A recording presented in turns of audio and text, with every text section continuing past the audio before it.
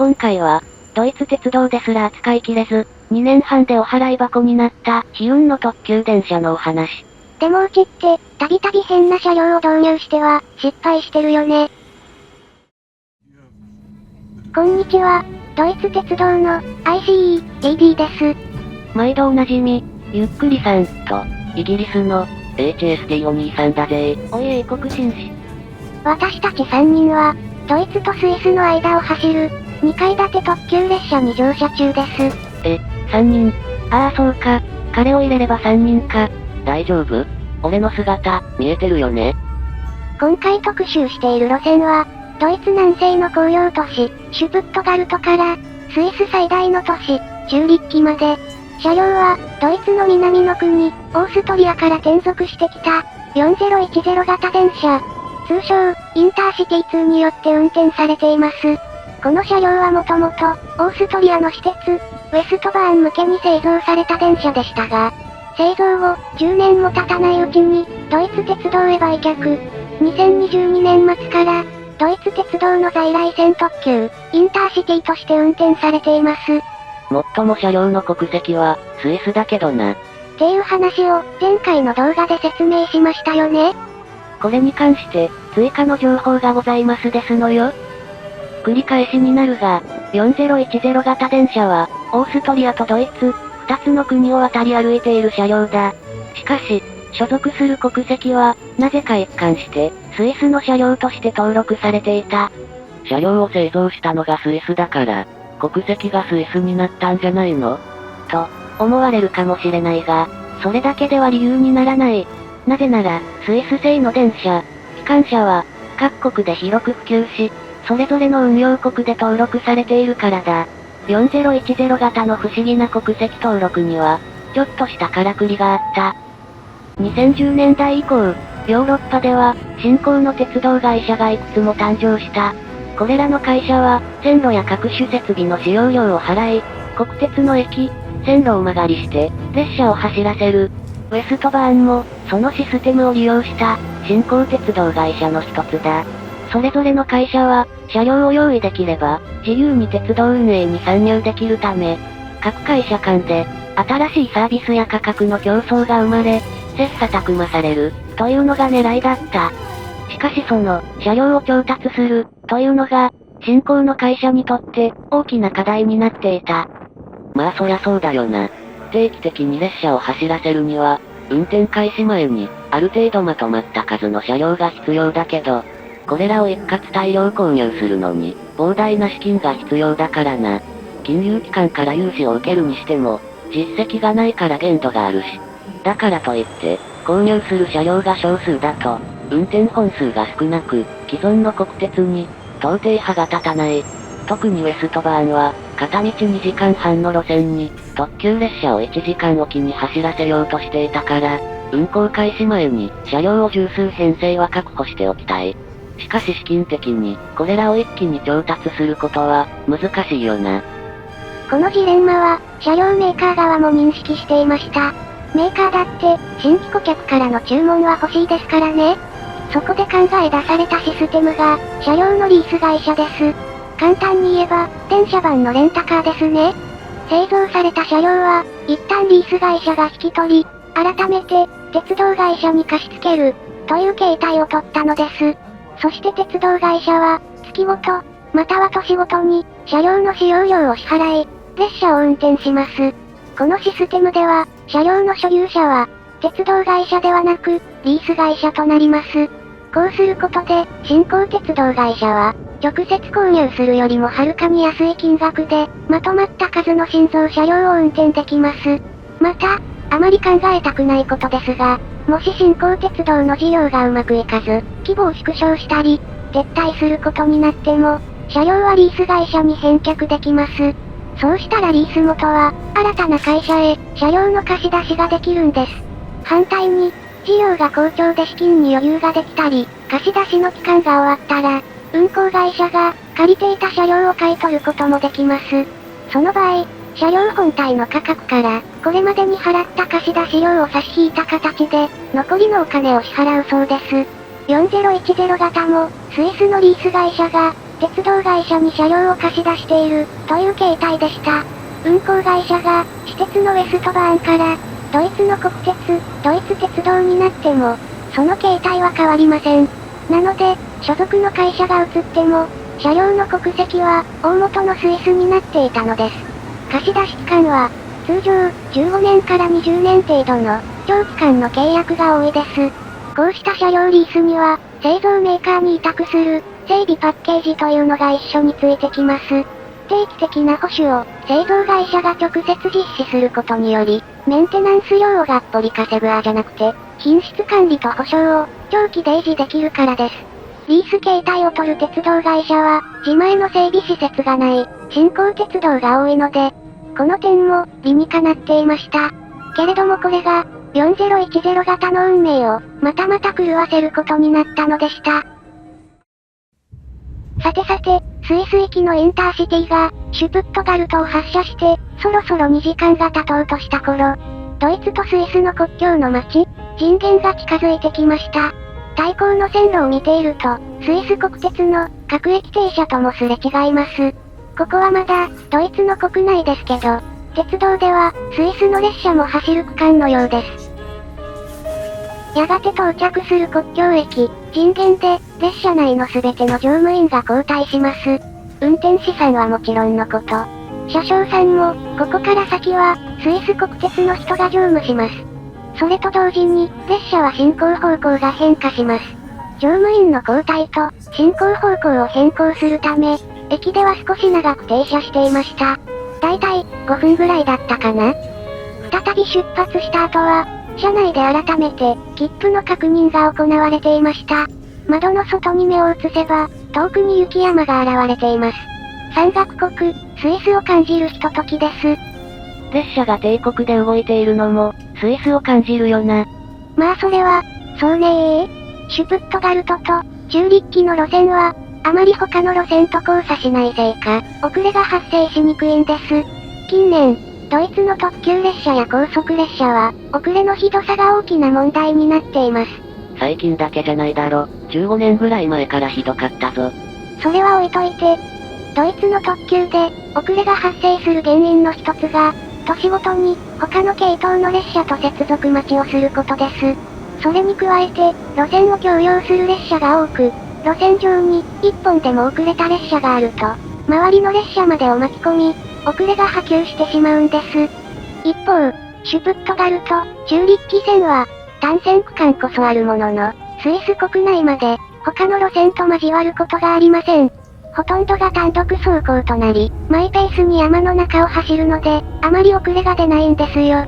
まあこれは、参考程度の話ですけどね。ところで、今回乗っている特急電車、インターシティ2は、ドイツ国内を走るのが、あとわずかなんです。2019年からドイツ鉄道は、オーストリアのウェストバーンから、2階建て特急電車を、17編成購入していました。さほど古くもなく、性能の良い特急用電車、という、当時ドイツ鉄道が探していた条件に、ぴったり合う車両だった、はずでした。しかし実際に運用してみると、オーストリアの私鉄と同じく、運用と整備の面で、不都合が出てきてしまったんです。この電車は、6両編成と4両編成の、2種類が存在します。そのうち、先に移籍した4両番で、早速問題点が指摘されます。座席数が300席未満で、収容力が不足していたのです。しかしこれは、最初からドイツ鉄道も認識していました。実はこの問題を解決するため、4両編成版、4110型は、ドイツに転属した時、大きく改造する計画がありました。4両編成の電車に、追加で作った中間車を2両挟み込み、6両編成にする計画を、メーカーに打診したんです。けれど、改造するにあたっての費用が、ドイツ鉄道の予想よりも、高くつきそうだったこと。そして、6両版へ改造した場合、各車両ごとの認可や所属がバラバラになり、コストと運営の両面で、面倒になることがわかります。そのため、6両化改造は見送られ、4両のまま走り続けていたのでした。2つ目の問題点。それは、定期整備です。言うまでもなく、ドイツ鉄道は巨大な鉄道会社で、各地に自前の整備施設を有しています。やろうと思えば、この電車の点検、整備も、自社でこなせるのですけれど。4010型は、完全な自社保有の車両ではありません。整備は、メーカーに委託する契約だったため、いちいち車両を、メーカー直営工場のある、隣国オーストリアの首都、ウィーンへ送らなければいけなかったんです。ドイツからウィーンへは、距離が長いので、回送列車として走らせると、非効率です。なので、毎晩特定の列車を、ウィーン行きの、座席や高特急として運転。工場へ回送するついでに、お客さんを乗せていました。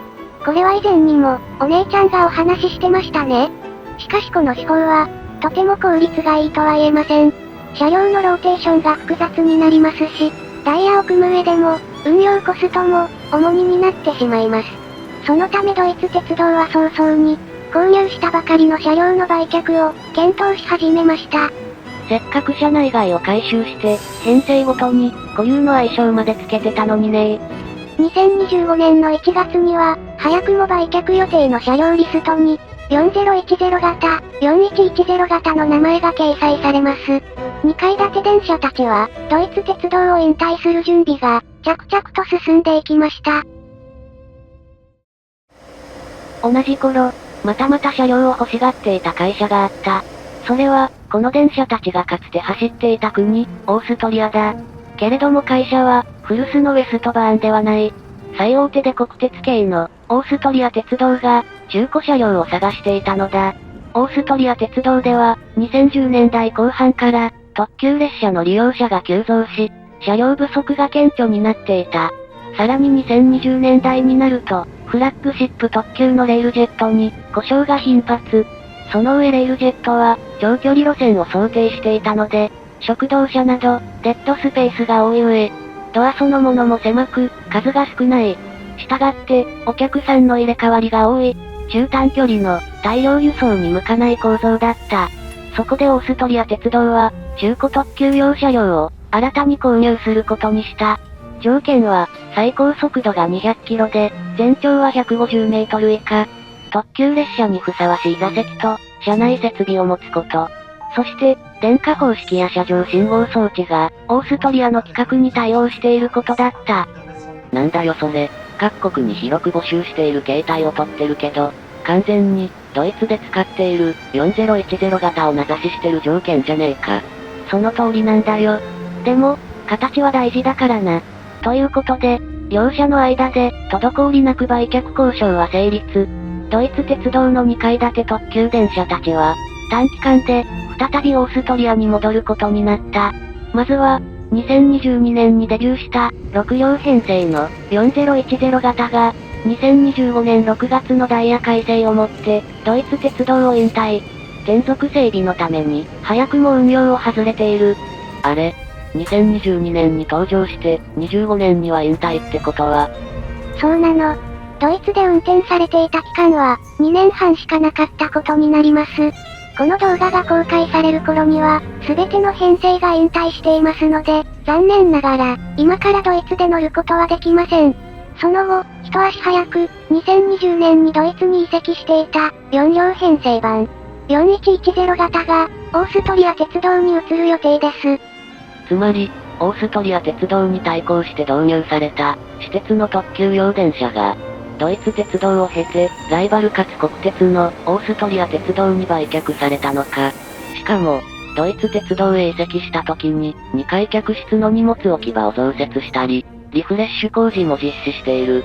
それが、最短2年ほど。長くても5年で、新しい鉄道会社の手に渡るから、オーストリア鉄道からしたら、貴様たちの整備のおかげで、使いやすくしてくれてありがとうって状態だな。ある意味、面白い売却劇だよな。この車両と、直接の関係はないが、オーストリア鉄道と4010型には、もう一つ、形式にまつわる、面白いエピソードが隠されていた。2025年に、オーストリア鉄道に移籍する、4010型。だがこのことを調べようと、オーストリア鉄道、4010型、と検索しても、2階建て電車の話題が一切出てこない。代わりに、少し古めかしい、1階建ての列車ばかりが表示される。なぜならオーストリアには、4010という形式番号の車両が、かつて存在していたからだ。それがこの、6両編成の列車です。座席は1等席と2等席、そして食堂車を連結し、長距離運転に対応していました。初代4010型は、一見電車のようですが、厳密に言えば、中身は客車列車。片側の先頭に、荷物室付きの電気機関車が配置され、その後ろに、5両編成の客車が連結される構造です。そして、6両目の最後尾は、運転台を備える、制御客車となっていて、機関車の付け替えをすることなく、折り返し運転ができるようになっていました。なんだか、現在のレールジェットに通じる構造だな。まさにその通り、制御客車側に、一等席が配置され、食堂車を境に、機関車側が普通席になっているのも、レールジェットと同じです。ただし、初代4010型とレールジェットには、大きな違いもあります。レールジェットの動力は、前後に運転台のある、普通の電気機関車が連結されますよね。通常は、ドレミファインバーターの電気機関車、タウルスが担当しますが、他の機関車でも代用可能な構造です。一方で、4010型の動力になっていたのは、客車とデザインを合わせた、専用の機関車。車体は前後非対称構造で、客車と連結する側には、運転台がありません。ということは、ドイツの ICE2 や、イギリスのインターシティ225と同じ仕組みなのか。でもこれは、電車なんだよな。そうなの。オーストリアは、4000番台の形式が、電車に区分されています。4010型は、機関車を含め、編成の切り離しを想定していないため、客車列車ながら、ユニット構造の、電車、とみなされていました。ドイツの ICE2 なども、同じ解釈ですよね。初代4010型は、1965年に、オーストリアの看板特急、トランザルピンでデビューしました。路線は現在の系統と違い、ウィーン、チューリッキ間の都市間最速特急です。その後10年以上にわたり、トランザルピンの専用車両として活躍し、現地の人々に強烈な印象を与えています。そのおかげで、今でもトランザルピンといえば、4010型をイメージする鉄道ファンが少なくありません。ただこの特急用車両は、性能が少し控えめで、時速150キロが最高速度でした。当時はオーストリアでもスイスでも、高い速度を出せる区間がなかったためです。製造は改良を加えられながら、13年間にわたって続けられました。4010型は、トランザルピンの専用車としての地位は、1977年に退きましたが、その後も長く、オーストリアの特急、急行列車を支え続けます。さすがに末期は、設備更新されなかったので、車内が時代遅れになっていたり、故障が多く、運休続きだったらしいけどな。しかし、40年以上、オーストリア鉄道の特急の顔として走り続けた功績は、消えることがない。最後の運行は、2008年、新世代の特急、レールジェットと入れ替わるように、完全引退したのだった。それから17年後、仮に、形式番号が変わらないのであれば、オーストリア鉄道に、4010型が再び登場することになります。ただ、トランザルピンなどに投入されていた初代と違い、2代目の4010型は、長距離列車としては使われません。ドアの数が多く、加減速性能がいい点を生かし、混雑しがちな、ウィーン、ザルツブルク間の、中距離路線に投入される予定です。つまり、昔ウェストバーンで走っていた、古巣の路線に復帰するわけか。ライバル会社に所属してな。2代目はなんか色々と、面白い人生を歩んでる電車だよな。気がつけば、国際インターシティの旅は、終点のチューリッキまで、あと30分になりました。綺麗だけれども、ずっと同じ車窓に少し退屈してきた頃、この旅一番のハイライトが現れます。それが、ヨーロッパ最大の滝、ライン滝です。国際河川、ライン川の上流にある、巨大な滝で、列車はこの周りを、大きくカーブしながら通過します。この滝は、高さは23メートルと、あまり高低差はないのですが、幅は150メートルもあります。ちょうど、4010型の、1編成分に当たりますね。ライン滝は、チューリッキ行きの列車ですと、進行方向左側に現れます。滝へのアクセスは、終点中立地の一つ手前の駅、シャフハウゼンで特急を降り、中立地方面の各駅停車に乗り換え、二つ目の駅、ノイハウゼン、ラインファール駅で下車します。列車を降りれば、水が流れ落ちる轟音が聞こえ、すぐ目の前に、滝が見えるはずです。なおこの駅は、線路が一本だけの単線で、ホームは滝側にしかない。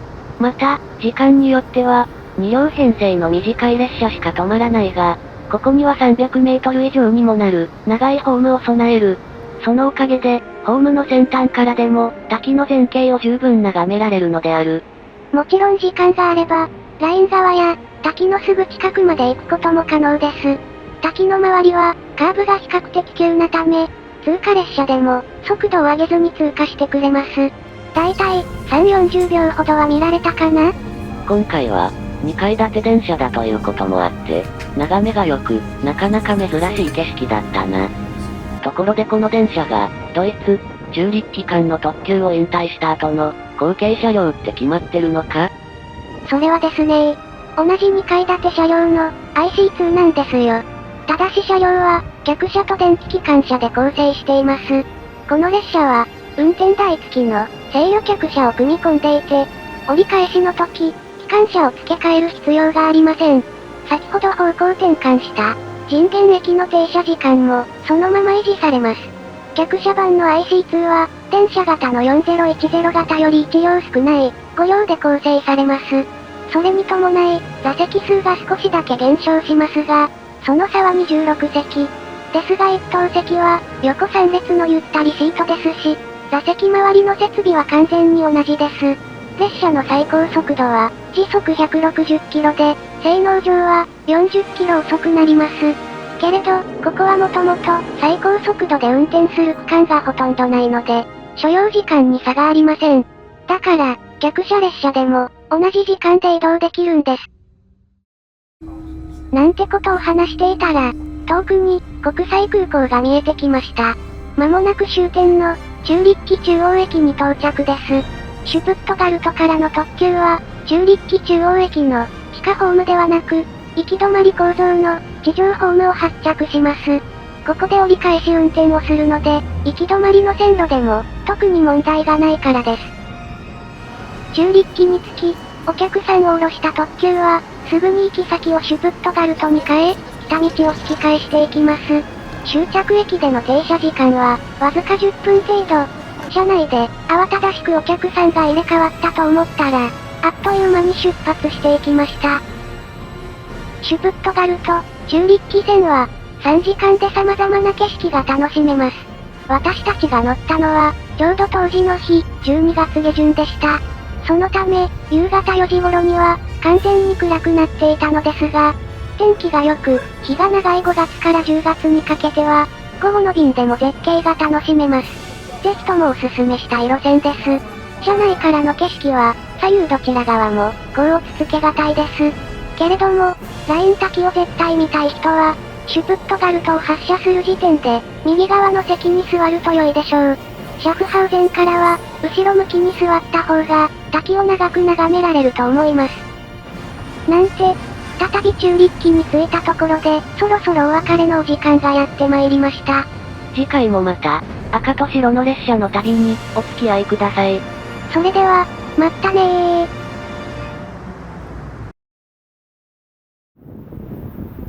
あれ？次も TD がやるの？いやお姉ちゃんたち。私は一足先に、いつもの場所で、ゲストを連れて待機してます。